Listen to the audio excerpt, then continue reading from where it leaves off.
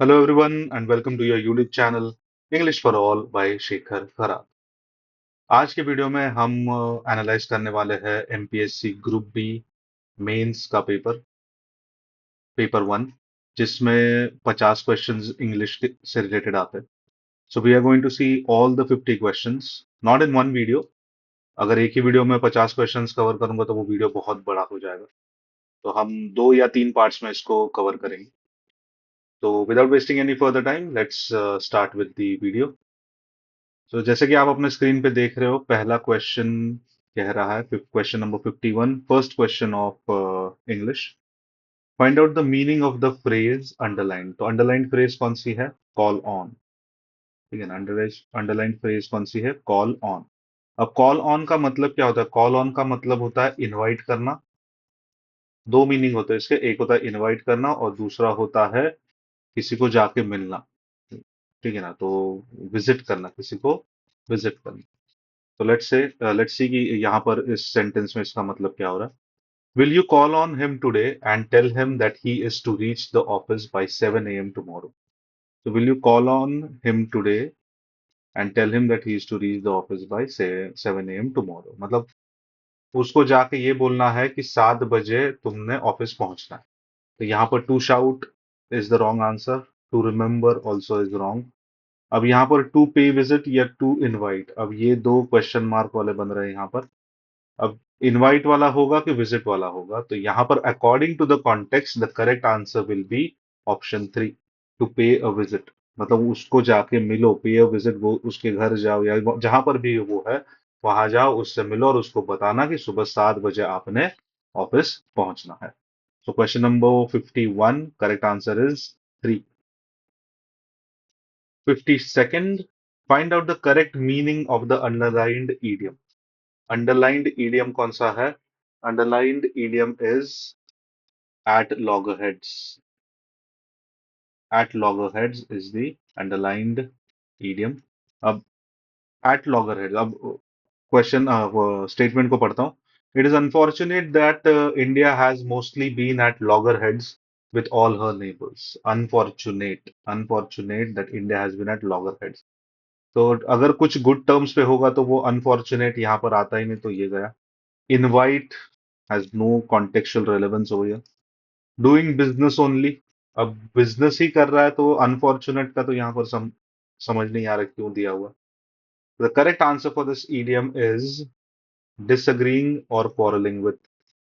इसका correct answer is disagreeing or quarreling with. So 52nd answer is 4. 53rd, choose the one word which is closest to the opposite in meaning of the, मतलब underline word का opposite चाहिए हमें, मतलब अल्ट्रुस्टिक का हमें opposite चाहिए। तो अल्ट्रुस्टिक का मीनिंग पहले पता होना चाहिए। अल्ट्रुस्टिक का मीनिंग होता है सेल्फलेस। सेल्फलेस, तो इसका जो अपोजिट है, it can be self centred, it can be self centred, और it can be selfish also. It can be selfish also, तो यहाँ पर सेल्फिश ऑप्शन टू है। So correct answer is option number two. ठीक है ना, this question is directly coming from the topic vocabulary. ये जो है ये सीधा वोकैबलरी का क्वेश्चन है। वोकैबलरी के लिए मैंने और वीडियोस बना के रखे हैं जहां पर रूट वर्ड से हम मीनिंग को समझ रहे हैं। ठीक है ना, तो please those who want to enhance their vocabulary, those who want to develop their vocabulary, please go and watch those videos also. ठीक है, चलो जी, तो question number 54, choose the meaning of the words underlined in the following sentences. दो meanings यहाँ पर underlined है। कौन से दो है? एक तो है कोर्स, ओके, कोर्स, एंड एक दूसरा है course. Okay, fine fine fine. ठीक है, तो the villagers may be coarse in their looks but they are very innocent. अब देखो ये दोनों शब्द जो है, coarse ARSE as well as course URSE, ये दोनों साउंड वेरी सिमिलर। ठीक है ना, तो इसलिए कंफ्यूजन हो सकता है। तो let's see. The villagers may be coarse in their looks. Coarse in their looks मतलब they may be rough in their looks, but they are very innocent at heart. अब यहाँ पर poor तो नहीं होगा, pleasant नहीं है, beautiful भी नहीं है, correct answer is rough. Coarsely grind, आपने ये भी सुना होगा, ग्राइंड द मिक्सचर कोर्सली, और the coffee powder is coarsely grind, और ग्राइंड द स्पाइसेस कोर्सली। ठीक है ना, तो ये कोर्सली मतलब क्या होता है, रफली। ठीक है ना, दरदरा हिंदी में जिसे कह सकते हैं हम। सो यहाँ पर answer is rough. The river appears to be changing its course. अब यहाँ पर कोर्स का मतलब होता है पाथ। ठीक है ना, तो वाटर है क्या, नहीं। सब्जेक्ट नहीं, सब्जेक्ट नहीं। पाथ का मतलब डायरेक्शन भी हो सकता है। Hence the correct answer for 54 is 4। चलो, question number 55। Find out the meaning of the words underlined in the given sentences. Urban employment is a major problem. Urban employment, urban employment, यहाँ पर urban का मतलब हो रहा है cities। ठीक है ना, इधर मतलब हो रहा है city. He is the soul of urbanity. Soul of urbanity ना, अर्बैनिटी यहाँ पर इसका मतलब हो रहा है डिसेंसी, और we can say also sophistication. Sophistication और decency can be the meaning. तो सिटी हमें मिल रहा है ऑप्शन ए में, एंड सोफिस्टिकेशन भी हमें ऑप्शन ए में मिल रहा है। तो correct answer is option number 1। दूसरा ऑप्शन देखते हैं, कॉर्पोरेट विजडम, कोई मतलब नहीं है। Industrial comedy, again very relevant. In banks fashion, not useful for us. So double check करने के बाद भी हमें समझ में आ रहा है कि the answer for question number 55 has to be option number 1। चलो जी, question number 56। Choose the correctly punctuated sentence for the following. ठीक, choose the correctly punctuated sentence. Punctuation देखना है हमें कि कौन सा सही है और कौन सा गलत। So Akbar said to Tansen, will you take me to him. चलो, Akbar said to Tansen, comma, will you take me to him. Akbar said to Tansen, comma, will you take me to him, question mark. Okay, Akbar said to Tansen, comma, double inverted comma is open. Will you take me to him? Full stop, double inverted comma close. Akbar said to Tansen, okay, Akbar, यहाँ पर अकबर का ए जो है वो सही नहीं है, capital होना चाहिए, तो ये तो हट गया। Akbar said to Tansen, will you take me to him, तो ये तो सी, डी तो हट गया। डी हट गया तो हमारा ऑप्शन नंबर 4 हट गया, ऑप्शन नंबर 3 भी हट गया, तो अभी ए, सी एंड बी। चलो जी, ठीक है। तो Akbar said to Tansen, will you take me to him? Will you take me to him is more like a question. It's will you inversion हुआ है यहाँ पर, तो it is a, मतलब वो पूछ रहा है उससे, तो there has to be a question mark. Option A is wrong. Option A is wrong, तो option 1 also is wrong. अब C, correct answer has to be B, but हम फिर भी C को देखते हैं कि क्या गलती है। अकबर सेड टू तानसेन, अकबर का A capital, said to Tansen, comma है, double inverted comma is open. Will you take me to him, full stop दिया हुआ है, जो कि यहाँ पर ये जो फुल स्टॉप है ये गलत है, तो सी भी गलत। The correct answer has to be only option B. So correct answer for question number 56 is option 2। ठीक है जी, चलो आगे बढ़ते हैं। Question number 57। Which of the following is or are the correct negative sentence or sentences for? Negative sentence or sentences for we admit that we went to see a film. ठीक है जी, तो we admit that we went to see a film, मतलब हम movie देखने चले गए। So let's say we admit that we did not go to see the film. We admit that we did not go to see the film। अब यहाँ देखो, negation वाला word not तो यूज हुआ है, लेकिन इसका मीनिंग चेंज हो रहा है। अब देखो, we admit that we went to see a film का मतलब क्या है कि हम मूवी देखने गए, और ऑप्शन ए क्या कह रहा है कि we admit that we did not go to see the film, मतलब हम मूवी देखने नहीं गए, तो ये करेक्ट नेगेटिव सेंटेंस नहीं है। We admit going not to see a film, we admit going not to see a film, अब ये भी वही मीनिंग हो रहा है, गलत हो रहा है ये। Option C, we deny that we did not go to see a film. We deny मतलब हम मना कर रहे हैं कि हम मूवी देखने नहीं गए।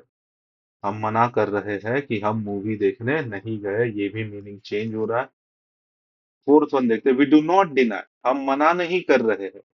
वी डू नॉट डिनाई मतलब हम मना नहीं करे that we went to see a film. हम मना नहीं कर रहे कि हम मूवी देखने गए थे।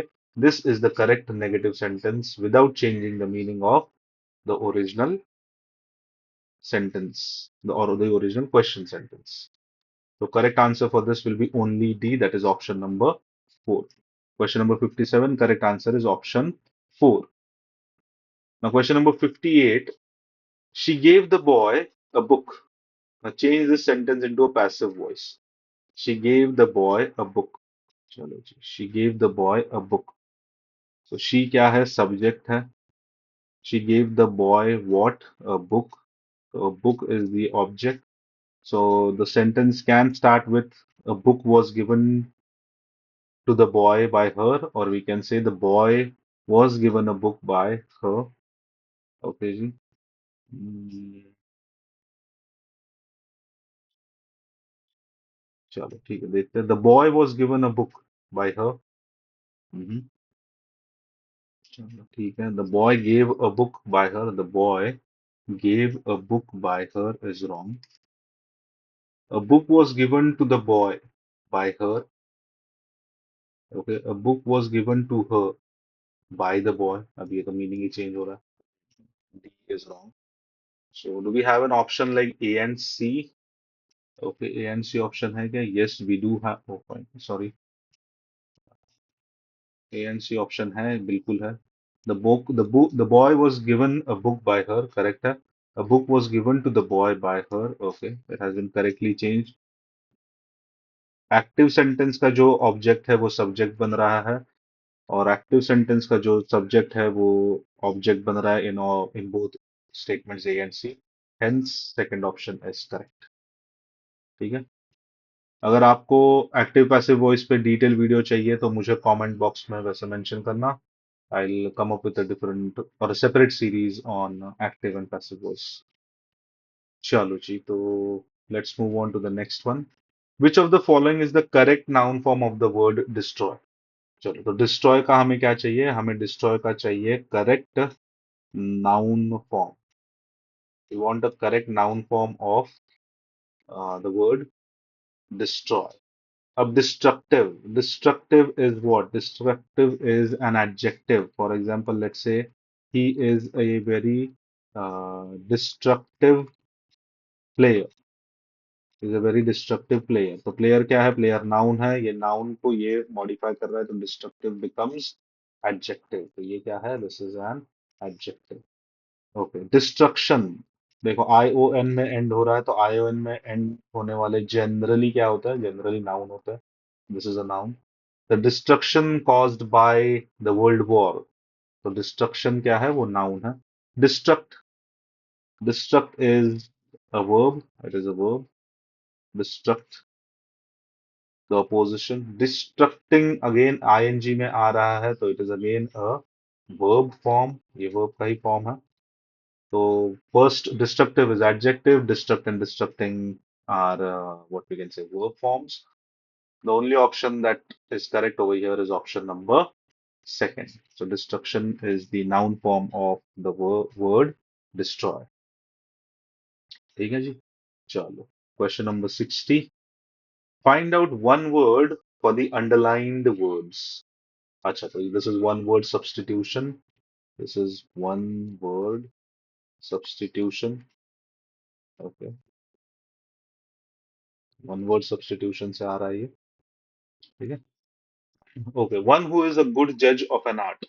One who is a good judge of an art. मतलब आर्ट के बारे में जिसको पता होता है, जिसको नॉलेज होता है, उसको हम क्या कहते हैं? This is what the question demands. तो इसका correct answer is कॉनिजर.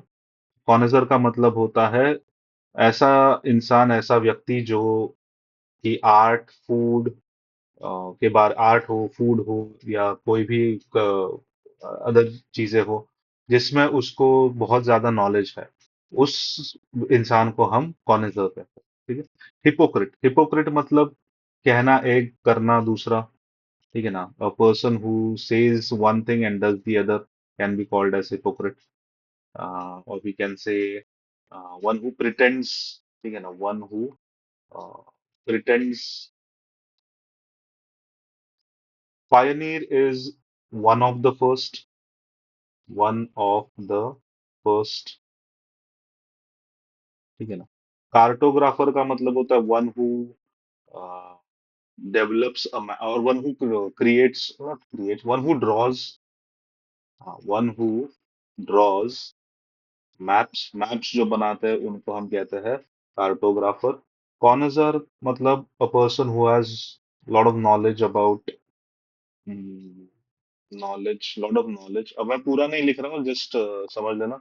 Lot of knowledge of what we can say about art, a lot of knowledge about art, food, we get the music also, etc.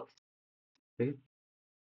तो as you can see मैंने सारे meaning यहाँ पर लिखे हुए हैं, just note down in your copies also.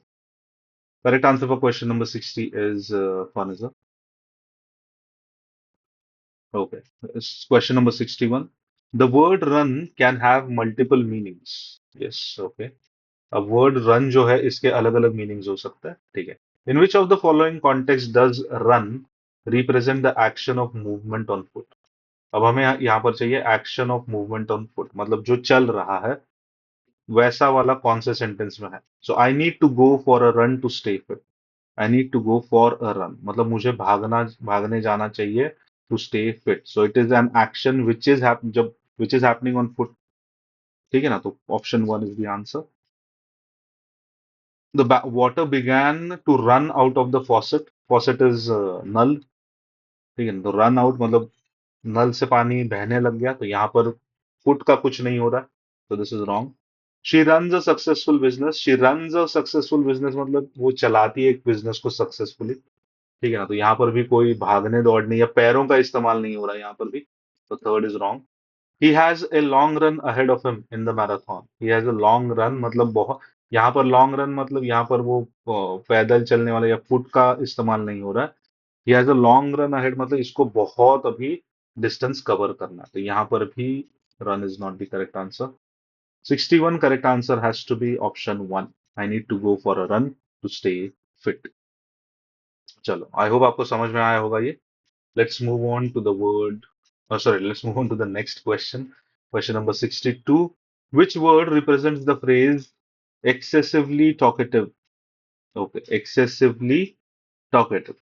अब taciturn का मतलब होता है someone who doesn't speak much.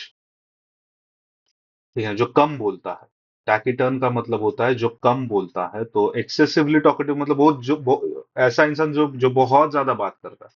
टैकिटर्न उसका बिल्कुल अपोजिट होता है। ठीक है ना। जो कम बात करता है, तो taciturn is wrong. Evasive, evasive action, evasive मतलब what we can say dodge करना, है ना। अवॉइड करना, किसी चीज को अवॉइड करना को हम कहते हैं evasive. Evasive action must be taken. ठीक है। और he took some evasive actions, तो अवॉइडिंग, अवॉइड करने का, तो option two is eliminated. Reticent, अब रेटिसेंट का मतलब होता है what we can how should I put this. Reticent का मतलब होता है कि किसी किसी एक चीज को दूसरों को बताना नहीं है। ठीक है ना, छुपा के रखना, we can say not to tell some things to others, we can say. हाँ, yes, that is what reticent can mean. ठीक है ना। तो ये भी आपका गया। Loquacious is the correct answer. Loquacious मतलब a person who talks excessively. ठीक है ना। So loquacious is the correct answer. Question number 63. Select the sentence with the correct use of preposition. Correct use of preposition. ठीक है। My parents are concerned in my health. Concerned in my health is wrong. Preposition in यहाँ पर गलत इस्तेमाल हुआ है। Let's look at my parents are concerned at my health. At my health is also wrong. My parents are concerned for my health. Okay. My parents are concerned to my health. Up to also is wrong. So 1, 2, and 4 are wrong. Correct answer is my parents are concerned for my health. ठीक है ना, for my health. अब देखो ये preposition topic से आ रहा है। prepositions के अलग अलग रूल्स होते हैं, अलग अलग यूजेजेस होते हैं। If you want me to और if you want to learn prepositions in depth, मुझे बस कमेंट बॉक्स में बता देना, या हमारा जो टेलीग्राम ग्रुप है या व्हाट्सएप ग्रुप है उसको उस पे ज्वाइन करके जस्ट लेट मी नो, ताकि prepositions पे एक लंबी बड़ी सीरीज होगी, क्योंकि prepositions बहुत इन डेप्थ चैप्टर है। If you want me to cover it, just mention it in the comment box. For the time being, the correct answer for question number 63 is option 3, 4. ठीक है, चलो चलो। Question number 64. Identify the type of phrase underlined in the following sentence. So underlined phrase क्या है? What is the underlined phrase over here? Underlined phrase is this: with a broken handle. Okay. अब मैंने आपको कहा था कि phrase आपको अगर आइडेंटिफाई करना है तो फ्रेज का पहला शब्द देखना है। तो पहला शब्द क्या है यहाँ पर? विथ। विथ क्या है? With is a preposition. With is a preposition. तो ये जो फ्रेज है, this is a prepositional phrase. ठीक है, तो यहाँ पर हमें ऑप्शन क्या दिया? Noun phrase, adverb phrase, adjective phrase, verbal phrase. तो ऑप्शन में we do not have preposition। ठीक है ना। तो अब देखो यहाँ पर जो आपको ऑप्शंस दिए हैं, those options are based on function rather than structure. ठीक है ना। अब विथ अ preposition, ये जो है structurally this is a prepositional phrase. अब ये कहां पर लिखूं मैं? चलिए यहां लिख देता हूं, with a broken, with a broken handle, with a broken handle. अगर इसको स्ट्रक्चरली देखे, ठीक है ना, स्ट्रक्चर के हिसाब से देखे, तो this is a prepositional phrase, prepositional phrase. ठीक है, लेकिन यहां पर हमें ऑप्शन में preposition ऐसा दिया ही नहीं है। ठीक है, तो डरना मत, घबरा मत जाना इसका। They are asking you which type of preposition is this based on function. ठीक है ना, फंक्शन के हिसाब से देखेंगे तो ये क्या कर रहा है? फंक्शन के हिसाब से देखेंगे तो पूरा सेंटेंस पढ़ो। The umbrella with a broken handle. अब द अम्ब्रेला क्या है? नाउ दिस द अम्ब्रेला, ये जो है दिस इज अ नाउन, और है ना, करेक्ट ना, this is subject and part of speech अगर देखोगे तो it is a noun. So noun जो है अम्ब्रेला, अम्ब्रेला कैसी है? Umbrella has a broke, it is with a broken handle. मतलब वो छाता जो है उसका हैंडल टूट गया है। तो it is telling us more about noun. Yes और no? This with a broken handle, ये जो फ्रेज है, ये जो फ्रेज है विद अ ब्रोकन हैंडल, ये क्या कर रहा है? ये हमें ज्यादा बता रहा है अबाउट द नाउन। तो अकॉर्डिंग टू फंक्शन, जो नाउन के बारे में ज्यादा बताता है वो होता है adjective. And this is not a single adjective, ये this is a group of words, so it is a phrase. So according to function, this is called, this will be what? This will be an adjective. This will be an adjective phrase. I hope आपको समझ में आया होगा। So this is an adjective phrase. ठीक है, तो correct answer for this has to be option 3. Option 1 is wrong, 2 is wrong, and 4 is wrong. Option number 3 is the right answer. Adjective phrase, क्योंकि noun जो है umbrella, उसके बारे में ज्यादा बता रहा है वो phrase कि noun कैसा है। noun जो है वो with a broken handle है। मतलब umbrella जो noun है वो broken handle के साथ आया है, अब उसका हैंडल टूटा हुआ है। चलो, थोड़ा सा डिटेल में एग्जाम एक्सप्लेनेशन दिया, क्योंकि यहाँ पर अकॉर्डिंग टू, मतलब दो चीजें हैं यहाँ पर, स्ट्रक्चर और फंक्शन, इसलिए दोनों आपको बताया। अगर आपको डिटेल वीडियो चाहिए फ्रेजेस पे तो भी मुझे कमेंट सेक्शन में बता देना, ताकि मैं ऐसे वीडियोस आपके लिए लेके आऊं। चलो, next question, last question of the video. अब लास्ट क्यों कह रहा हूं? ताकि वीडियो ज्यादा लंबा ना बने। चलो, identify the grammatically correct sentence और सेंटेंसेस। Okay fine. तो 4 सेंटेंस है, उसमें से कौन से करेक्ट है कौन से नहीं है वो देखना। His parents loves him a lot. His parents, अब पेरेंट जो है प्लूरल है, तो लव्स क्यों है भाई, लव्स नहीं चाहिए यहाँ पर, ये गलत है, यहाँ पर हमें चाहिए था his parents love him, his parents love him a lot. ठीक है, तो ये रॉन्ग हो गया। His courage, his courage won him honour, his courage won him honour. चलो जी ठीक है। We all got very wet, we all got very wet, okay. They are been watched by the cops, they are been watched by the cops, fine. They are been watched, they are being watched, they are being watched होना चाहिए था, BEING। Fourth one is wrong. ठीक है, ठीक है। His courage won him honour, we all got. So do we have an option like B? अच्छा, दो दो तो चुनना ही है, तो A एंड D तो गया, तो A is wrong, one is wrong, A and D is wrong, यहाँ पर भी D है, तो third option is also wrong. Correct option has to be option number second, his courage won him honor, we all got very wet, so B is correct, C is correct. Correct answer for question number 65 is option number 2। ठीक है, चलो तो next question 66 के बाद वाले जो questions है वो हम देखेंगे इसके पार्ट सेकंड में, नेक्स्ट पार्ट में देखेंगे। आई होप आपको ये 15 क्वेश्चन समझ में आए हो। अगर कोई भी डाउट हो, कोई भी डिफिकल्टी हो, तो प्लीज कमेंट सेक्शन में मुझे बताना। ठीक है, ताकि मैं अपन ये इम्प्रूव कर सकूं और वीडियोस, या फिर आपको जैसे चाहिए वैसे वीडियोस में आपके लिए लेके आ सकता हूं। ठीक है, I hope that you must have enjoyed this video, आपको कुछ सीखने को मिला होगा। ठीक है, अगर आपको वीडियो पसंद आया हो तो please like share and subscribe. ठीक है, till then have a nice time, thank you so much.